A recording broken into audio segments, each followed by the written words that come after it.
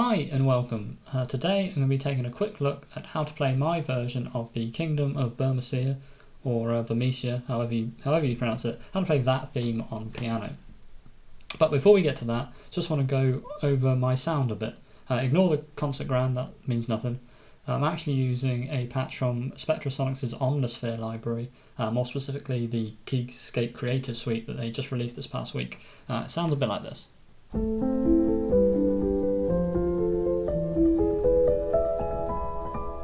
Kind of got that cinematic dream-like quality to it, with a bit of echo added in.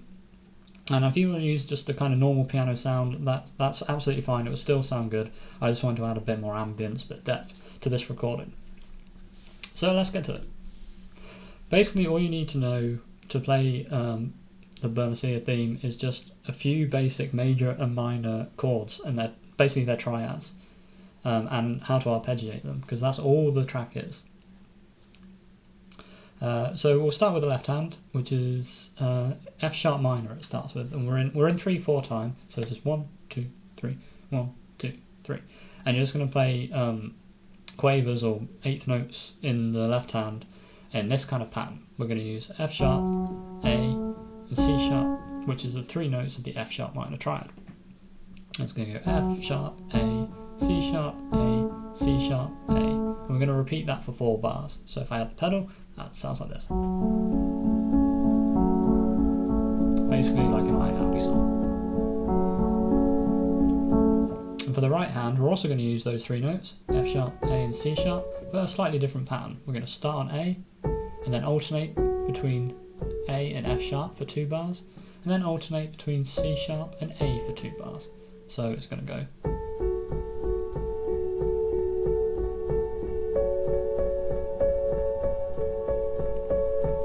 Now you can probably hear I'm being quite liberal with my use of the pedal, and I think that just adds to the ambience of the song, so you don't need to worry about too much control there. But what we're going to do now, put the left hand pattern together with the right hand pattern, and here's how it sounds.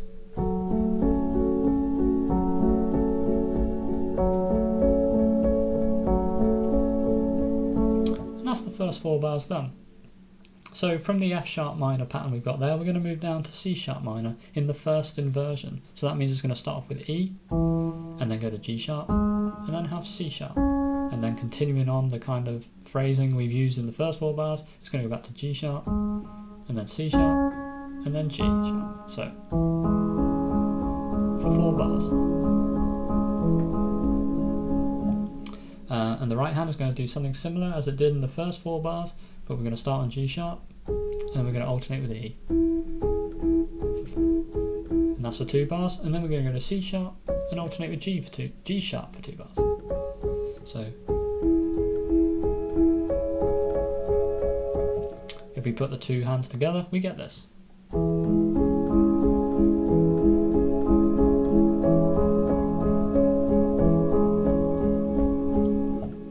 Now after the C sharp minor bit, we're going to go down to D major, and it's going to be in root position, so you don't have to worry about any inversions. It's just D, F sharp and A, the 3 notes of the D major triad. But we're still going to do the same pattern, D, F sharp, A, F sharp, A, F sharp for 4 bars.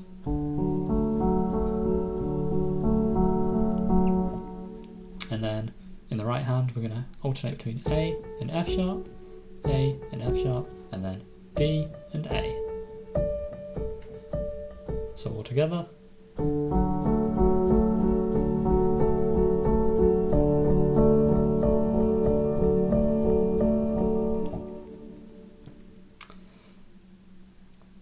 So that's the first 12 bars done. We're just going to see how that sounds all together now, beginning with the F sharp minor.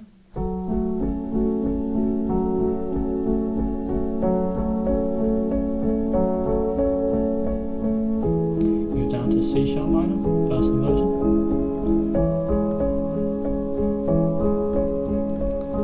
And then to D major.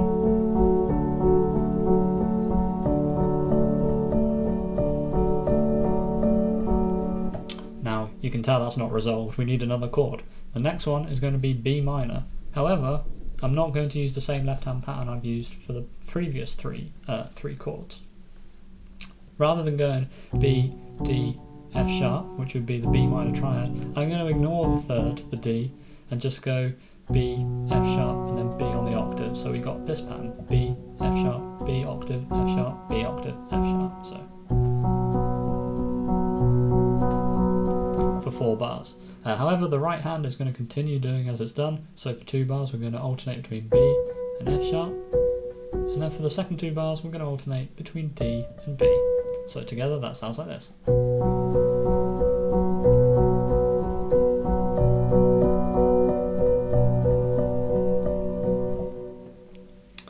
And that's the next 4 bars. And now we're back onto F sharp minor. However, I'm not going to go back to doing what I did in the first 4 bars on the left hand, because we're kind of on a downward trend with our left hand. It's gone from F sharp to E to D to B minor. So we're going to finish that off by going on the F sharp octave, and I'm going to continue using the pattern I use in the B minor phrase. So F sharp, C sharp, F sharp, C sharp, F sharp, C sharp. Ugh, tricky to say. And that continues for 8 bars. The right hand is going to do as it has done for the past 16 bars with its alternating pattern, and it's going to do the same thing as it did in the first 4.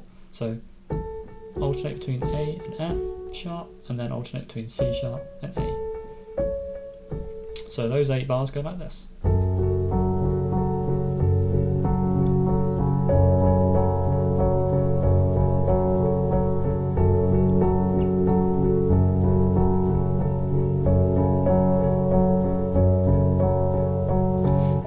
To end a bass note in between those to add a bit more interest, but you really don't need to worry about that. It'll still sound good if you don't add that. So we're done with the F sharp minor for 8 bars, but we're not going down to C sharp minor like we did after the first 4. We're going to go to A major. So I'm going to carry on with my first, 5th, and root bass pattern. So A, E, and then A, and E. And the right hand is going to alternate between A and E, and then C sharp and A, the 3 notes of the A major triad.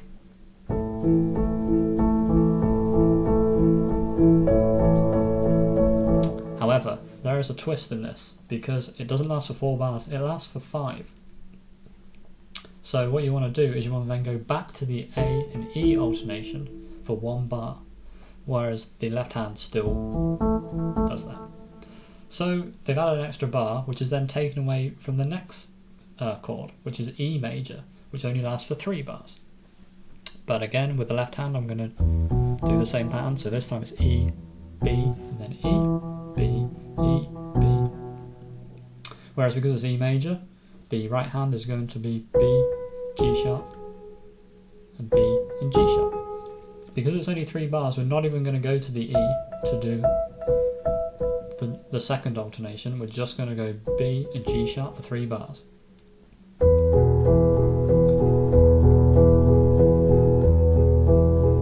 So let's take it from the A major and see how it sounds with the 5 bars and then 3 bars working together. So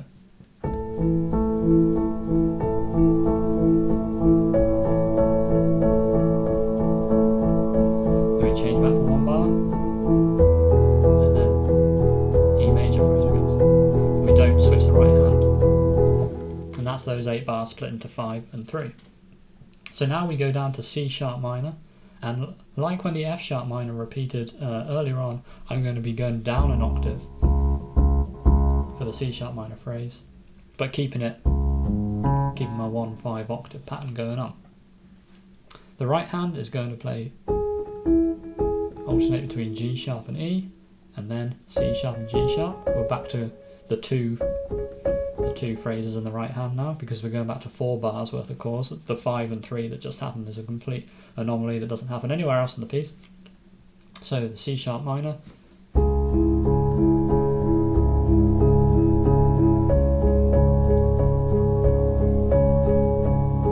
then after those 4 bars we go to E minor.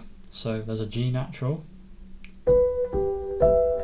B and E, the 3 notes of the E minor triad. Again,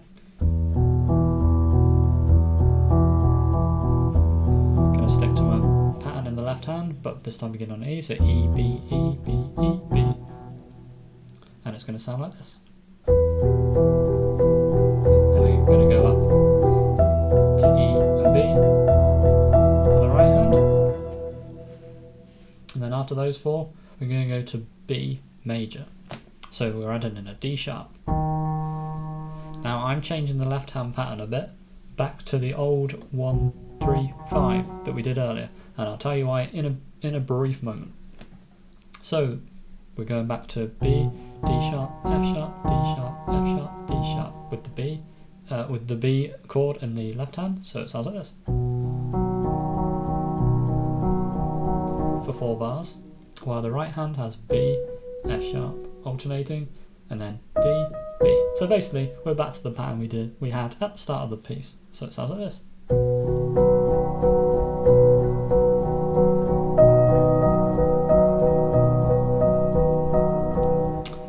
For the next 2 bars we're going to go down to B minor, so basically the same thing we've been doing, except the D sharp is now a D. So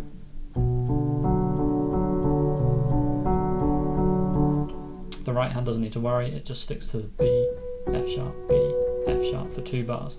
Now because of that drop between B and B minor with the D sharp, that's why I used the 1, 3, 5 pattern we used at the start of the piece, because if I use the 1, 5 octave, that doesn't have the D sharp, so you won't be able to hear the difference when it drops to the minor. So let's hear how it sounds with the drop between B and B minor.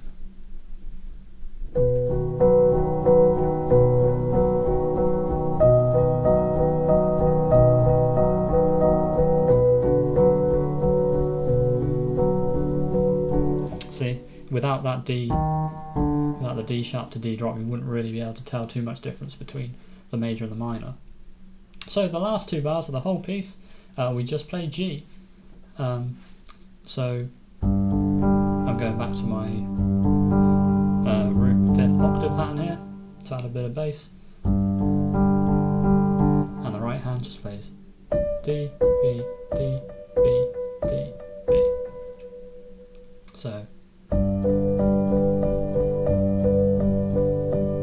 And then you just go back and repeat from the very beginning. So